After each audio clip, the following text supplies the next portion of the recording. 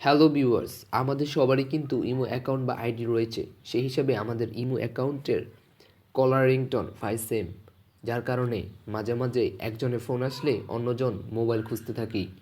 কিন্তু ফ্রেন্ডস, আপনি চাইলে আপনার ইমো অ্যাকাউন্টের রিংটোন খুব সহজে চেঞ্জ করে নিতে পারেন। তাহলে চলুন দেখা যাক আমরা কিভাবে ইমো অ্যাকাউন্টের রিংটোন চেঞ্জ করব। প্রথমে আমরা ইমোতে যাব, তারপর নিচের এই অপশনে ক্লিক করব। ক্লিক করার পর আমরা সেটিংসে যাব। সেটিংসে যাওয়ার পর একটু নিচে যাব। একটু নিচে গেলে একটা অপশন দেখাবে কল সেটিংস, নিচে রয়েছে রিংটোন। এই রিংটোনে আমরা ক্লিক করব। তারপর নিজের ইচ্ছে মতো যে কোনো রিংটোন দিয়ে দেব।